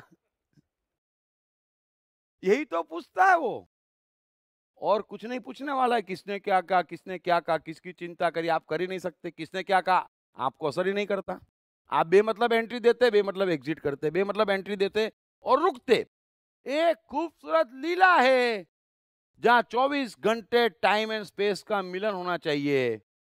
बस कोई इच्छा नहीं, जो सामने है वही इच्छा, जो इच्छा है वो सामने। चलता चले चलता चले चलता चले, आप अपनी चाल चलो। उस कारण से दुनिया में जो कुछ होना होगा वो होता चला जाएगा, और दुनिया में जो कुछ भी आपके कारण होगा सब कुछ परमात्मा होगा। उस ज्ञान में परमात्मा होगा, उस कर्म में परमात्मा होगा। आप करते करते करते करते विदा हो जाओ। दुनिया वाले अपने सर्टिफिकेट देते रहेंगे, आपकी बायोग्राफी लिखते रहेंगे, आपको कुछ लोग सम्मान देंगे, कुछ लोग अपमान देंगे, आपको कोई फर्क नहीं है। 80 साल ऐसे जीना है जैसे एक पल जिए ही नहीं। 108 वर्ष के कृष्ण हुए और तीर लगा तो शायद पहली बार उनको ख्याल आया होगा कि मैं जिंदा भी हूं। जो इतना मस्त रहता है, जो कालिया नाग के फन पे फंसे हो और 2-3 मिनट में मौत आने को हो, वो वहां पे भी वंशी बजा सकता, जो महाभारत को भी एक रास मान सकता और यादवा स्थली को भी उत्सव मान सकता। यादवा स्थली यानी कि द्वारका के उनके अपने परिवार के लोग आपस में झगड़ के लड़ रहे हैं और मर रहे हैं और मरे चले जा रहे हैं। कृष्ण के पुत्र, कृष्ण के पोते, कृष्ण के नाना भाई बलराम, और चल रहा है युद्ध, और कृष्ण बैठे हैं झाड़ के नीचे हैं। न कोई मरता न कोई मारता। कृष्ण ये बात महाभारत में नहीं कहते, यादवा स्थली में भी ऐसे ही बैठते हैं। समझ लेना उस ऊंचाई को कहां पहुंचेंगे आप। यादवा स्थली में भी उसी शान से बैठे हैं। वो भी एक रास है, ये भी एक रास है। गोपियों के साथ करा था वो भी एक रास है, झूठ बोला था वो भी एक रास है। कृष्ण ने हर जगह परमात्मा पाया है और 24 कैरेट बिना मिलावट का पाया है। अपने परिवार के खात्मे में, महाभारत में, वंशी में, नृत्य में, 56 भोग में, श्रृंगार में, इतर में, पान में, युद्ध में, रण छोड़ने में, गीता कहने में, रण छोड़ से रोकने में, छल कपट झूठ कुछ भी किया है। हर जगह उन्होंने परमात्मा पाया है, परमात्मा ही है। और परमात्मा एक ही सवाल पूछेगा, मेरे अलावा भी कुछ दिखा था? और यहां हर मनुष्य ये कहता है आपके अलावा सब कुछ देख के आया। कैसा उल्टा काम कर दिया। अरे वो ही वो है। जब बुद्ध कहते हैं भगवान नहीं है, अरे वो ही वो है। क्या एक ही नहीं है? एक ही नहीं है। नहीं है, ढूंढ रहे हो, जीवन में गड़बड़ है। चारों ओर वही दिख रहा है, जीवन ठीक रास्ते पे है। क्या गड़बड़ है? तो वो ही वो है, वो ही वो है। और वो यही पूछेगा, मेरे अलावा कुछ दिखा था? और ये सन्यासी रोज रोज चिल्लाते बस उसी को तो खोज रहे हैं, और 24 घंटे खोज रहे हैं, कहीं दिख ही नहीं रहा है। कहीं नहीं दिख रहा उनको, कहीं नहीं दिखता। तो मेहरबानी करके समझो, आप अपने मित्र बनो, अपने को प्रसन्न करो, आप जिस चीज में प्रसन्न हो जाएंगे, आपके मन, बुद्धि, अहंकार, शरीर, इंद्रियां, आपका पूरा अस्तित्व मिलके जो भी कार्य करेंगे वो कार्य परमात्मा हो जाएगा। उस समय आपका अस्तित्व परमात्मा हो जाएगा और धीरे धीरे ये अस्तित्व बढ़ता जाए। भीतर महाभारत चाहिए ही नहीं, भीतर महाभारत चाहिए ही नहीं। अभी महाभारत भीतर चल रही है, उसको खत्म करो। और भीतर क्यों चल रही है? ये बाहरी लोग झगड़ा करवा रहे हैं आपके घर में आके। आप उनको एंट्री देते, आप उनको एग्जिट देते, आप सोचते मान मिले तो ठीक। अरे भीतर झगड़ा हो रहा है मान के कारण, समझो इस बात को। सो स्वाधीन अंतःकरण वाला ऐसे व्यक्ति के ज्ञान में परमात्मा के सिवा अन्य कुछ भी मौजूद नहीं है।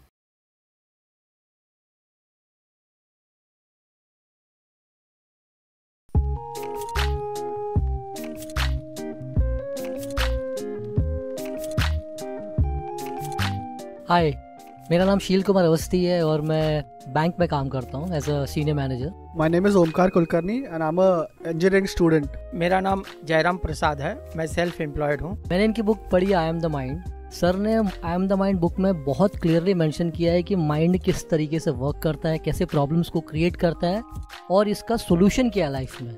It's a really great book that I've come across in so many years. I've read many books but this one stands apart. इस पुस्तक की सरल भाषा, साधारण ढंग से मन का क्लासिफिकेशन ने मुझे बहुत प्रभावित किया है।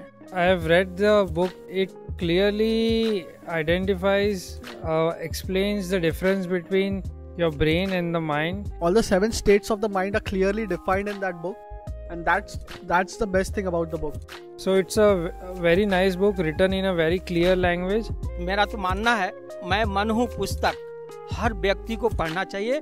ये जिंदगी को आसान बनाने का सरलतम तरीका है। अगर ये आई एम द माइंड एक बार समझ में आ गई, it is going to make the magic in the life.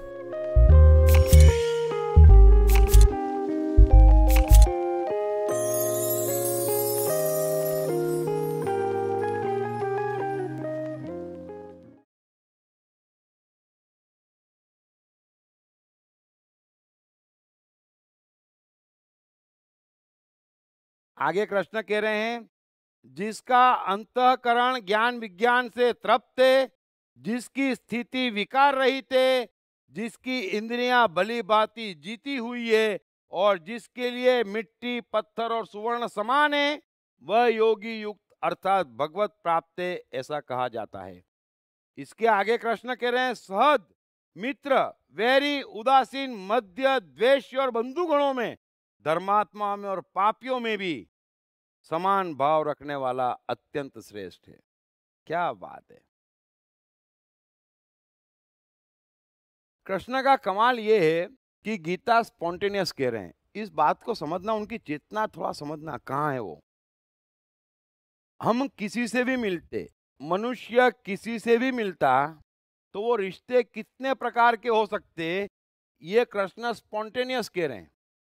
कितने प्रकार के रिश्ते हो सकते आप किसी भी मनुष्य से मिलते तो कृष्ण कह रहे हैं, वो जो मनुष्य है, जो ज्ञानी है, वो स्वार्थ रहित सबका हित करने वाला है ना। अब वो किन किन से मिल सकता? मित्र, वैरी, उदासीन, यानी जिसको कोई इंटरेस्ट ही नहीं है आप में, है ना। मध्यस्थ, यानी जो मीडिएशन कर रहा है या जो बीच में है, 50-50। द्वेष्य और बंधुगणों में, फ्रेंड्स, धर्मात्माओं में और पापियों में। इतने तरीके के लोगों से आप मिल सकते, लेकिन कृष्ण कह रहे हैं कि जो सब में समान भाव वाला है, सब में समान भाव वाला है, मिट्टी, पत्थर, सुवर्ण जिसके लिए समान है। अभी क्या होता है, हमको ऐसा लगता कि ये असली सोना है। मैं बार बार कहता हूं, अरे अपने में ऐसे गट्स होने चाहिए, ऐसा कॉन्फिडेंस होना चाहिए और कैरी करते आना चाहिए। नकली पेनो, रोज का एक पेनो, कोई नहीं बोलेगा कि ये नकली है। और कैरी करते नहीं आएगा, असली पेनोगे तो भी कोई बोल देगा असली पहन के आते ज्यादा अच्छा लगता है ना। तो मामला अपने में है, मामला बाहर कुछ भी नहीं है, इस बात को समझ लेना। आप 5 करोड़ का हार पहन के घूम ले, है ना, महिलाएं ऐसे 5-5 करोड़ के हार पहने 50 महिलाओं को ले जाओ आदिवासी बस्ती में, फिर वहां आदिवासी महिलाएं पत्थर की माला पहनी है और नाच रही है। जरा गौर करना ईमानदारी से, कौन सी माला भारी है? गौर करना ईमानदारी से। पत्थर, सवर्ण, ये सब हमारे मन की बात है, ये सब मन की बात है। सो सब में परमात्मा है, आपको कैरी करते आना चाहिए। अब आपसे कैरी नहीं होता तो पाप है, अग्नि है, छोड़ो, परेशानी है। अरे आप कैरी नहीं कर पाए तो सर्टिफिकेट मत दो, है ना। आप में कला नहीं है, सर्टिफिकेट मत दो। हम मजे से कैरी कर रहे हैं हर चीज को, हमें कहीं कष्ट नहीं है और किसी को कोई कष्ट नहीं है। कष्ट ये है, अरे ये कैरी कर रहे हैं और सन्यासी जी कह रहे हैं कि ये गलत बात कैरी कर रहे हैं और कहीं सही में नरक नहीं मिल जाए, तो थोड़ा उनका भी ध्यान रख लें। ये छूटता नहीं, उनका भी ध्यान रख लें। हर आदमी यहाँ बीच में फंसा है, कारण कुछ भी नहीं है, संसार ही है, संसार के बाहर कुछ भी नहीं है, सब कुछ परमात्मा है। बार बार कृष्ण कह रहे हैं, तो जिसका अंतःकरण ज्ञान विज्ञान से तृप्त है कि उसके अलावा कुछ है ही नहीं, उसके अलावा कुछ भी नहीं है। ठीक है, पैसा आ गया, हीरे की माला भी पहन ली, नहीं मिला पत्थर की माला भी पहन ली, शौक नहीं है, नहीं पहना, क्या फर्क पड़ गया? सब परमात्मा का है। कोई आ गया, क्या फर्क पड़ गया? क्या फर्क पड़ गया? हम तो ऐसा कहते कि चाल शोभराज कृष्ण से मिलेंगे तो कृष्ण को अपवित्र कर देंगे, यानी कि आप ही ऐसा कहते, आपके सन्यासी ही ऐसा मानते कि ये हमसे ज्यादा शक्तिशाली है। इस बात को समझना, क्या फर्क पड़ गया? अरे कृष्ण शोभराज को भी चीट कर सकते और शोभराज को भी बदल सकते, फिर शोभराज से डरना क्यों? क्यों डरना? क्या दिक्कत है? ऐसी क्या घबराहट है किसी बात से कि आपका कुछ लूट जाएगा? ये अपने पे भरोसा नहीं है, ये उन पे भरोसा नहीं है। जो भरोसे में है, समभाव में है, सब जगह परमात्मा है। आपका दाना खाओ, बस आपका दाना जो है वही दाना अगर आप चूग रहे हैं तो सब कुछ परमात्मा का है। आप अपना दाना न चुग कर इस संसार के गाइडेंस के अनुसार कोई भी दाना चुग रहे हैं, चाहे अच्छा मान के, चाहे पवित्र मान के, चाहे जीत के कारण, चाहे संकल्प वश, चाहे लोभ के कारण, वो दाना आपको परेशान कर रहा है। दाने में कोई खराबी नहीं, खराबी हमारे भीतर है, जो हमें कुछ भी करते वक्त, कुछ भी भोगते वक्त, कुछ भी बोलते वक्त परमात्मा नजर नहीं आ रहा है। सो एक संकल्प लो कि सारे संकल्पों को त्याग देंगे। तो कोई क्वेश्चन हो तो लेता हूं अब। सर, एक निश्चय जब हम बात करते हैं तो वो भी एक संकल्प ही हुआ ना सर? वो संकल्प नहीं हुआ, उसके अलावा कुछ बचा ही नहीं। फिर एक निश्चय का अर्थ क्या हुआ? उसके अलावा कुछ बचा ही नहीं, है ना। वो संकल्प कैसे हुआ? संकल्प का अर्थ है 15-20 चीजें टूगेदर, तो फिर उसमें से एक सिलेक्ट करते तो क्या होता? संकल्प लेना पड़ता कि 19 को छोड़ के करूंगा। जब अस्तित्व ही एक चीज का है तो संकल्प किस चीज का लेना? खेलने का मन है और डूब के खेल रहे हैं तो संकल्प लेना पड़ेगा कि मैं खेलूंगा, नहीं। संकल्प लेना पड़ेगा कि खेलते वक्त कोई दूसरा ख्याल मत आना, आने वाला ही नहीं है। एक संकल्प में सब बात समाप्त हो गई। एक निश्चय, एक संकल्प, एक चिंता, एक सुख, एक जरूरत, एक परमात्मा है। अनेक अज्ञान है, अनेक अहंकार है, एक परमात्मा है। फिर कुछ भी हो, कुछ भी हो, एक परमात्मा है। सर, मुझे क्वेश्चन पूछना था। कहाँ से? यहाँ पे। हाँ। करुणा, प्रेम और चिंता में डिफरेंस क्या है? तो काय फिर में प्रेम या फिर करुणा और चिंता में डिफरेंस क्या है? देखो, अच्छा सवाल है वैसे।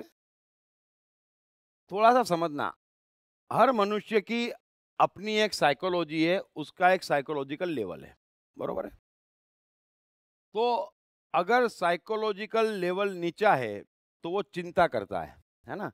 इसका क्या होगा, इसके भविष्य का क्या होगा, है ना? तो फिर क्या करेगा वो उस पर जुल्म करेगा। जिसकी आप चिंता करते हैं उस पर जुल्म करते हैं। ये बात अच्छे समझ लेना, बहुत बढ़िया सवाल है। अब आप बच्चे की चिंता करते तो क्या करते? उसको खेलने की इच्छा है लेकिन नहीं, तो बच्चा मर रहा उस समय।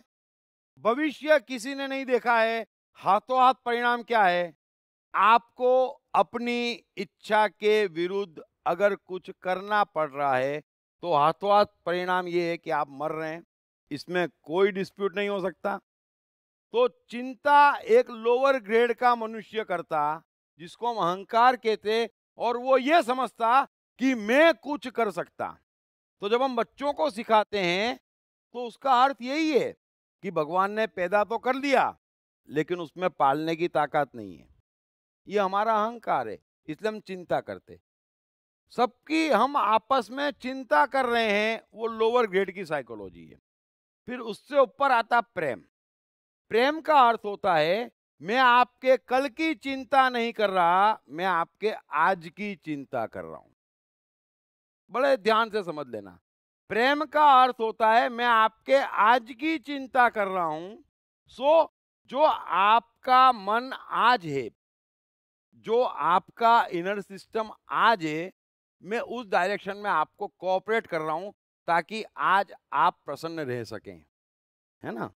बड़े ध्यान से समझ लेना, इसे हम प्रेम कह सकते। और सिस्टम हमारे भीतर की ऐसी है कि अगर वो डिस्टर्ब है तो एनर्जी चली जाती है, सबको मालूम है ना? अभी सब जने एनर्जी लेस हैं तो कोई बड़ा काम नहीं होता है। क्यों नहीं होता है? क्योंकि हार्मनी हमारे भीतर नहीं है, क्योंकि हम एनर्जी लेस हैं, है ना? तो प्रिंसिपल ऑफ एनर्जी सबको अप्लाई है। अब जब हम चिंता करते तो हम एनर्जी लेस हो जाते हैं, है ना? अगर हम प्रेम करते हैं तो एनर्जी से भरते हैं, क्योंकि मैं आपकी खुशी की चिंता कर रहा हूं, है ना? प्रेम का अर्थ है मुझे ये बात पसंद नहीं है, उसका अर्थ ये हुआ कि मुझे यह करने में मजा नहीं आएगा, लेकिन आपको आ रहा है तो आप तो करो, मैं आपके साथ हूं, उसको प्रेम कहते हैं। चिंता ये कहते हैं अरे इससे भविष्य बिगड़ेगा, बदनामी होगी, ये होगा, वो होगा, तू मर जा, ये चिंता हुई। प्रेम करते आपकी भी एनर्जी बढ़ती, उसकी भी एनर्जी बढ़ती। तो जितनी एनर्जी बढ़ती उतनी हमारी प्रज्ञा बढ़ती, उतना हम परमात्मा के निकट जाते, उतना कर्तापन जाता, उतना कामना जाता, है ना? अगर मैं आपसे प्रेम कर रहा हूं और आपकी वर्तमान खुशी का ध्यान रख रहा हूं और वर्तमान में आपको खुशी में डाल दिया, है ना? वर्तमान में आपको खुशी में डाल दिया मैंने, तो वो देख के मेरे में कितनी एनर्जी आती, समझ लेना इस बात को। अब भविष्य किसने देखा है? अरे भाई, हर सांस अंतिम सांस है मेरे समेत सबकी। वो इस समय प्रसन्न रहना चाहिए, वो इस समय प्रसन्न रहना चाहिए, और जो आज प्रसन्न है वो ही भविष्य में प्रसन्न हो सकता है। ये सीधा सीधा विज्ञान है। अब हम कहते हैं आज तू कष्ट उठा, 25 साल बाद की मैं गारंटी लेता हूं 25 साल बाद दोनों इस दुनिया में नहीं दिखते हैं। आप किस बात की गारंटी ले रहे हैं? तो हम यहां पर चिंता कर रहे हैं, यानी हम एक दूसरे को मारने में लगे। प्रेम का अर्थ है ठीक है बेटा, तेरे को खेलने में मजा है ना, खेल ले, 2 साल बाद स्कूल जाना, जब तू बोलेगा तब भेजूंगी, आज तो खुश रहे। वो खुश रहेगा तो एनर्जी से भरा रहेगा, बस। फिर उसके अंदर आएगा अरे अब तो कोई बच्चा खेलने वाला ही नहीं मिल रहा है, क्या है माँ मेरे को स्कूल जाना है, तो जा, मैंने कब रोका था, जा। ऐसा आप मत को किसी पढ़ने बैठ एग्जाम सर पे, उसको नहीं मालूम है क्या? उसको नहीं मालूम है क्या आप बहुत बड़ी खबर लाए क्या? हैं? उसको मालूम है ना, आपने कह दिया भाई एग्जाम है देख लेना, वो बोलेगा हाँ देख लेता हूं, फिर उसकी जवाबदारी है, वो जाने आपको क्या करना। तो उसकी खुशी में साथ दो। तो प्रेम है वर्तमान की चिंता, कल किसने देखा है। और करुणा है ज्ञान। है ना, करुणा है ज्ञान, तो वो तो इतना आसान नहीं है।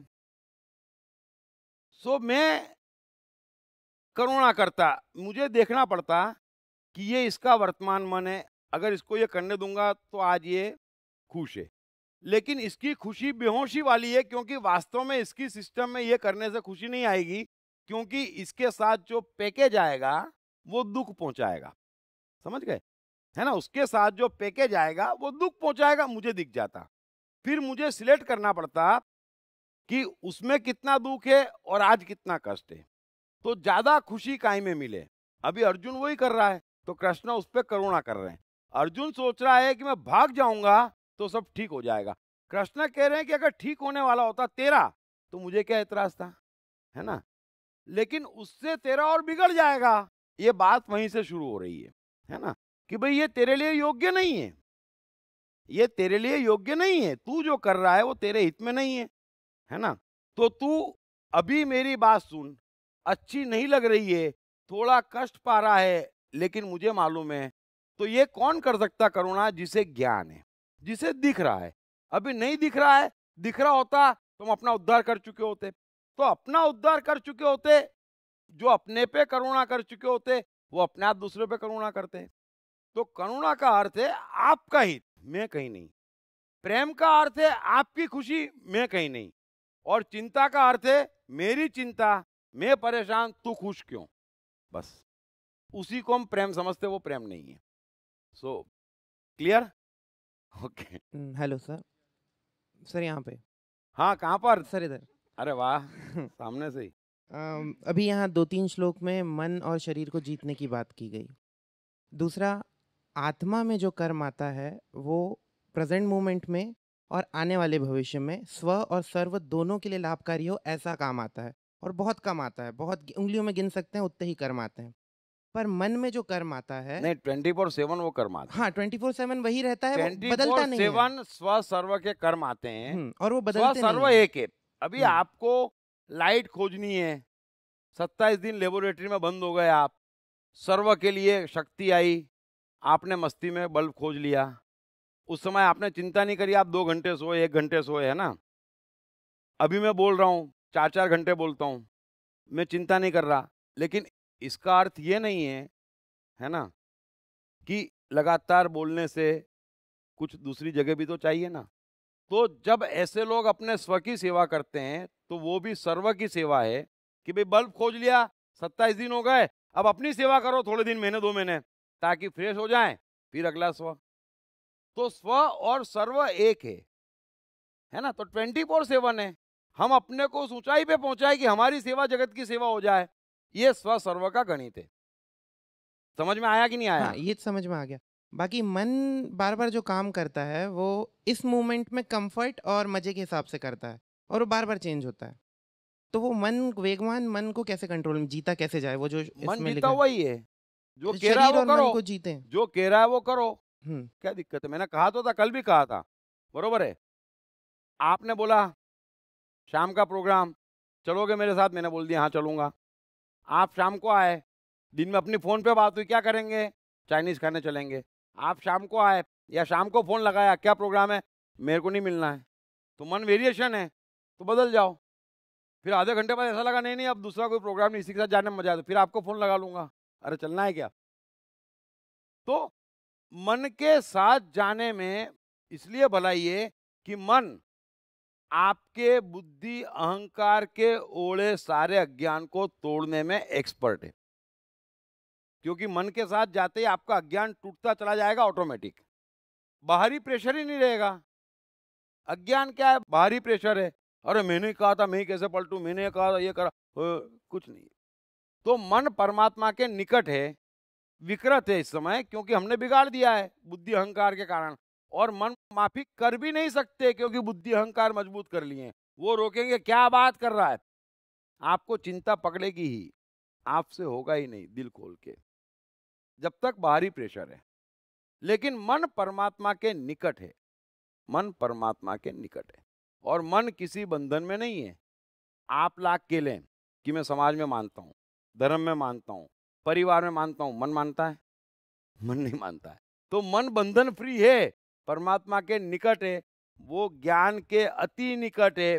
शुद्धिकरण आपको आपका मन ही करवा सकता है। बुद्धि अहंकार जब कोशिश करेगी तब नई अशुद्धि घर में ले आती। ये फर्क है, बड़ा सूक्ष्म है। हेलो सर, कहीं बेवजह से कहीं से अपमान आ गया तो वो क्यों आता है और कहाँ कैसे उसका अपन रिएक्शन करें?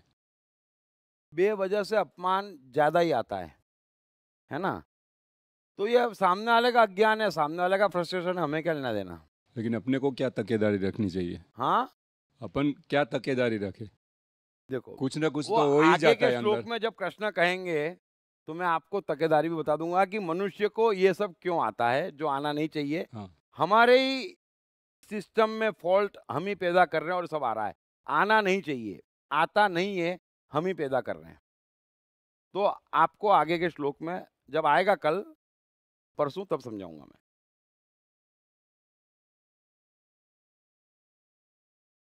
सर, कोइंसिडेंस मेरे बेटे का नाम भी संकल्प है और जैसे आपने बताया कि मन का ही सुनना चाहिए जो भी है, तो हमने आपका सेशन अटेंड करने के बाद उसको ये बताया, बेटा जो तेरा मन करता है तू वो कर।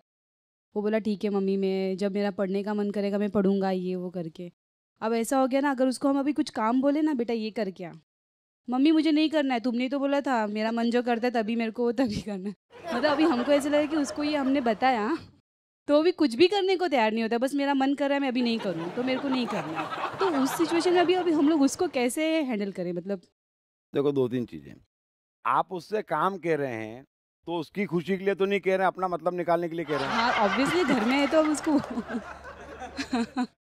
अब ऐसा है, चलो आप बच्चे की बात छोड़ो, फिर आपकी सास भी आपको बहुत चीजें करने को कहेगी अगर साथ में रहते होंगे, है ना? तो आपके मन में क्या होता होगा, अरे ये क्यों करना पड़ रहा है ना? तो मन सबका एक जैसा है। अब वो बेचारा प्रेशर से निकल गया तो आपको जलन हो रही कि मैं तो घर वालों के प्रेशर में फंसी हुई हूँ और ये भाग गया। नहीं, लेकिन वो जवाब दे देता है, तुमने ही तो बोला मन का सुनने के लिए, तो मैं मन का सुनता हूँ। तो बेचारा इतना अच्छा तो बोल रहा है वो है? देखो मैं बता रहा हूँ, मैं आपको बता रहा हूँ। अभी क्या होता है, आपने देखा होगा दो तरीके के बच्चे होते हैं। वो क्यों होते हैं ये मैं आपको समय में पुनर्जन्म समझाऊंगा तब समझाऊंगा। एक शांत होते हैं जो सबकी बात सुनते हैं और सबकी आज्ञा पालते हैं, है ना, जो मान सम्मान के भूखे होते हैं। और एक बेशरम होते हैं जो आपने अपने बच्चे को बना दिया, वो नहीं सुनते, है ना। अब ये दो तरीके के बच्चे होते हैं। अब हमारा प्रेम ऐसा है कि हमें जो आज्ञाकारी बच्चा है ना बड़ा पसंद आता है ना। तो मेहमान आते हैं तो वो बेचारे को बोलते बेटा पानी ला, ये बच्चा बहुत अच्छा है, वो कूद कूद के पानी लाता है। लेकिन होता क्या है, 15 साल बाद वो वेटर बन जाता है, उसको सेवा करने की आदत पड़ जाती है, और जो अपनी मर्जी से जी रहा है वो एडिसन बन जाता है ना। तो अभी आप बोलेंगे तू अच्छा बच्चा और मैं काम करूंगा, तो फिर आपको भी तो सब जने यही कह रहे हैं आप अच्छे हैं, धार्मिक है, मेरी अंगूठी पहनेंगे ही पहनेंगे। तो बात में क्या फर्क है?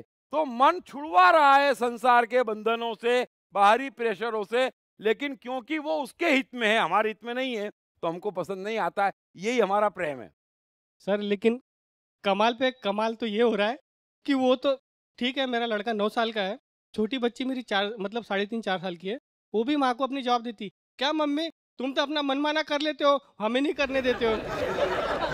तो ऐसा लगता है कि हमने भी शायद उनको ज्ञान देके गड़बड़ कर दिया। तो मुझे तो ऐसा नहीं लग रहा है कि मैंने ज्ञान देके गड़बड़ कर दी। दूसरी बात, एक चीज से जो मैं आपको एक चीज बताऊं, आप कह रहे हैं कि वो अपने मन का करते हैं, हमारी सुनते नहीं है। एक चीज समझो, आप उससे प्यार करते हैं, वो 9 साल से जी तो रहा है ना, चेहरे पे चमक होगी, एनर्जी होगी, प्रसन्न होगा। अब अगर वो 8 घंटे स्कूल में और 4 घंटे ट्यूशन कर रहा होता तो 9 साल में वो 18 साल का दिखता, अभी 9 साल में वो 5 साल का दिख रहा होगा। यही जीत है ना, यही जीत है।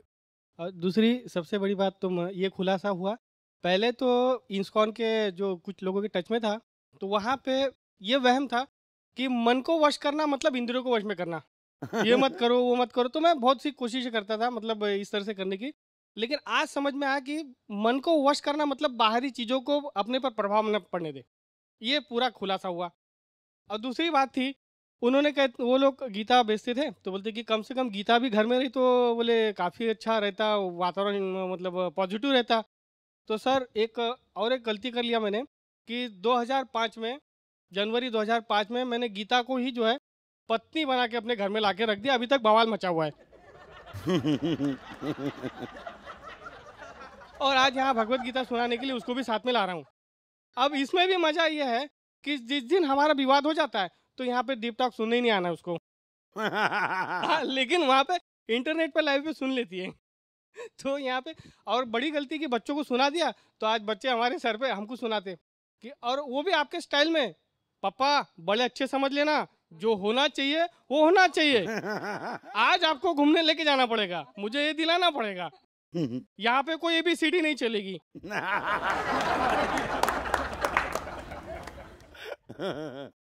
हाँ सर, ये माइंड पे उनका भी क्वेश्चन था, माइंड पे इनका भी क्वेश्चन था। तो माइंड से रिलेटेड इस अध्याय में हम लोगों ने 2 इम्पॉर्टेंट श्लोक देखे हैं, श्लोक 5, श्लोक 6। बेस्ड ऑन श्लोक 5 एंड श्लोक 6, नेचर ऑफ माइंड थोड़ा और डीपर वे में आप एक्सप्लेन करेंगे तो खुशी होगी। मैंने इस्कॉन में करीब 10-15 घंटे बोला हुआ है श्लोक 5 एंड श्लोक 6 पर आधारित, तो उसको जरा ध्यान में रखते हुए तो मुझे गीता दे दीजिए ना, मैं कर देता हूँ, अभी कर देता हूँ। वो 5 और 6 का मार्किंग करके दे दो ना।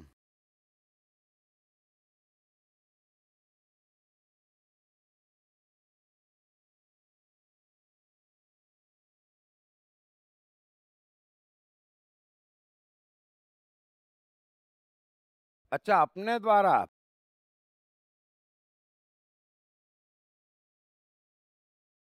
यही तो मैंने कहा भाई, मनुष्य संसार समुद्र से अपने द्वारा अपना उद्धार करे। अभी संसार समुद्र क्या है? चारों ओर माया ही माया है। और माया का अर्थ क्या है कि आप ये करोगे तो ये हो जाएगा, है ना। यानी कि कुछ करने का कुछ पाने से, बड़े ध्यान से समझ लेना, कुछ करने का कुछ पाने से जो हम संबंध बिठाते हैं वो माया है ना। उस दलदल में यहाँ सभी जने फंस रहे हैं। अब कुछ करने का कुछ पाने से कोई ताल्लुक इसलिए नहीं है कि हमारे हाथ में सिर्फ कर्म है। अब कर्म जो है वो संपूर्णता से होना चाहिए, तन मन धन से, जिसे हम कहते हैं ना। क्या होना चाहिए ये सब्जेक्ट नहीं है, तन मन धन से होना चाहिए। यानी कि मन, शरीर, इंद्रियां और बुद्धि एक साथ होना चाहिए। तो वो एक साथ कब होगी? जब जीती हुई है, जब वश में है कि कोई बाहरी प्रभाव नहीं, है ना। तो फिर उससे जो कर्म उत्पन्न होता है उससे हम अपने मित्र आप हैं, क्योंकि ऐसा कर्म करने में हमें हाथों हाथ प्रसन्नता मिलती है। हमारी ऊर्जा जाती नहीं है, उल्टी ऊर्जा आती है। तो जब मैं प्रिंसिपल ऑफ एनर्जी समझाऊंगा, लेकिन सभी जने जानते हैं कि अगर पूरा अस्तित्व एक साथ है, हमारी पसंद का कार्य है, तो हम 6 घंटे करते तो भी थकते नहीं, ऊर्जा जाती नहीं, और कार्य खत्म होने के बाद भी अगले 7 दिन तक हम तरन्नुम में रहते हैं। अब जब मन, बुद्धि, इंद्रियां अलग अलग होती और हम कुछ भी करते मजबूरी में, क्यों करते? क्योंकि हमने सुन रखा है, समझ रखा है कि ये करने से ये पाओगे। वो साइंस ही गलत है। जो आपको पाना है वो हाथों हाथ है ना, कि मुझे करने में मजा आना चाहिए, मुझे पाना ही मजा है। फल एक ही चाहिए, मजा, है ना। तो हम मजा को फल नहीं गिनते, हम ये गिनते हैं कि आज करूंगा, 3 साल तक लगातार ये करूंगा तो 3 साल बाद ये मिलेगा। तो 3 साल तो आपने अपने जीवन में कष्ट लिख दिया। मिलेगा बस, क्या मिलेगा, किसको मिल गया, किसको मिल रहा है। तो मनुष्य में जितनी ऊर्जा बढ़ती है उतना वो आत्मा और मन की शक्तियों के और परमात्मा के निकट जाता है ना। तो प्रिंसिपल ऑफ एनर्जी के अनुसार कृष्ण जब आगे कहेंगे तो समझाऊंगा किस किस चीज से एनर्जी आती है। तो सारा खेल एनर्जी का है। हमारे भीतर एनर्जी नहीं बची, क्योंकि मन बुद्धि अहंकार टूटे हुए हैं, बाहरी प्रभाव है, हम मजबूरी में सब कर रहे हैं, करने करते भी मर रहे हैं, परिणाम में भी मर रहे हैं और मर रहे हैं। तो ये जो बता रहे दोनों बच्चे अभी प्रसन्न है, तो जब प्रसन्न होते हैं ना तो मन की शक्तियां जागती, मन की शक्तियां जागती, वो चमत्कार करती है ना। फिर मन की शक्तियां कनेक्शन की मोहताज नहीं है, अनपढ़ों को वैज्ञानिक बनाती, जाहिलों को कवि बनाती और गरीब घर में पैदा हुओं को अंबानी बनाती। तो मन की शक्तियां किसी बात से मजबूर नहीं है, वो कनेक्शन नहीं बिठा रही कि ये करेगा तो ये मिलेगा।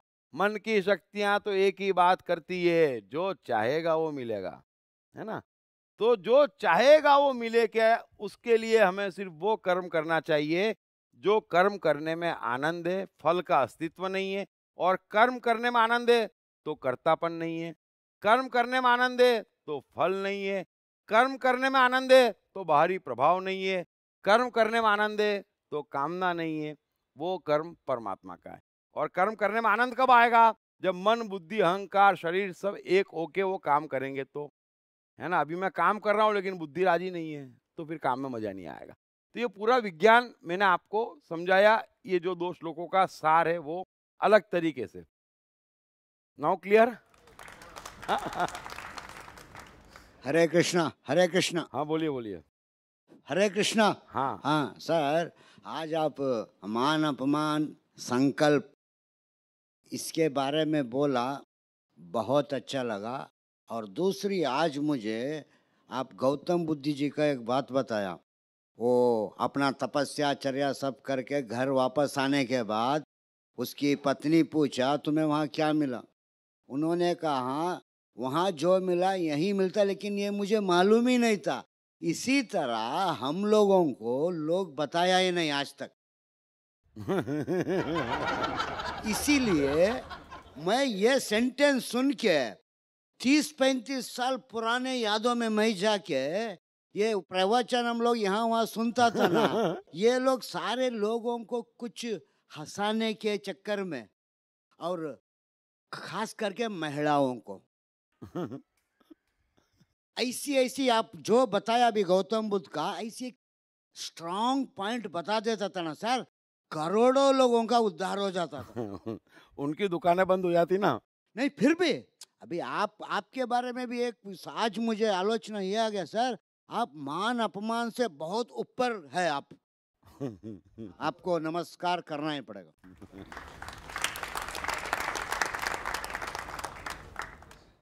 आपने अच्छी बात बोली। दरअसल हम जहाँ है, जो हमारा जीवन है, जो हमारा बिजनेस है, जो हमारा परिवार है, वहाँ पर परमात्मा है, और वहाँ पर नहीं है तो कहीं पे भी नहीं है। बस ये बुद्ध को पता नहीं था इसलिए चले गए, बुद्ध को पता होता तो वो भी कृष्ण सा जीवन जीते आजीवन। So thank you very much, thank you very much.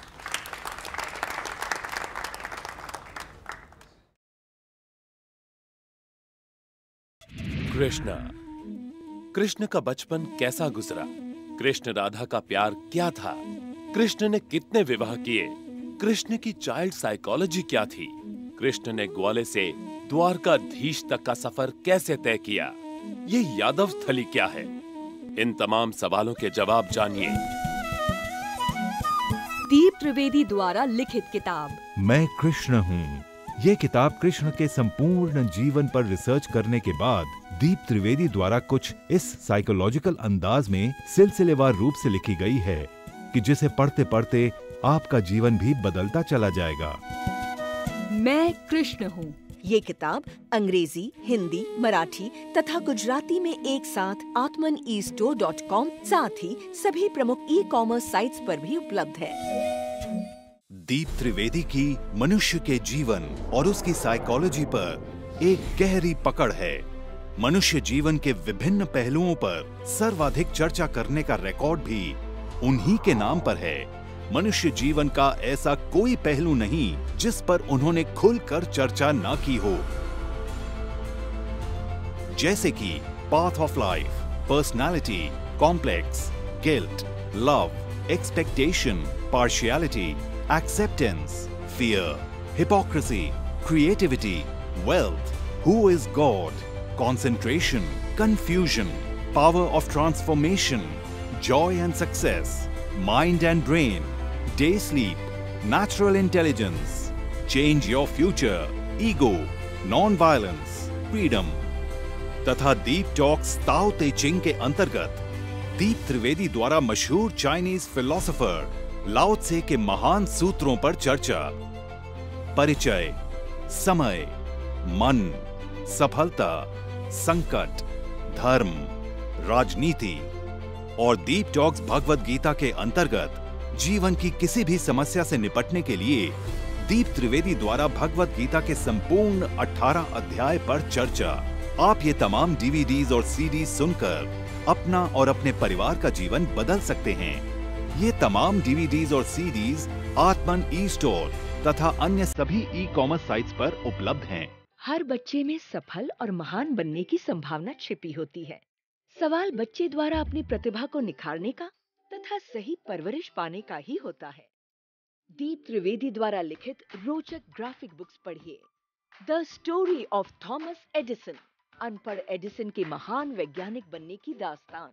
नॉटिनस to greatness, Steve से स्टीव जॉब्स बनने की कहानी। हॉटी टू डॉन्टी, चाइल्ड साइकोलॉजी समझने हेतु शेर के बच्चे की कहानी। न सिर्फ बच्चों बल्कि हर माता पिता व टीचर के लिए भी आवश्यक ग्राफिक बुक्स हिंदी तथा अंग्रेजी में आत्मन ई स्टोर तथा अन्य सभी ई कॉमर्स साइट्स पर उपलब्ध।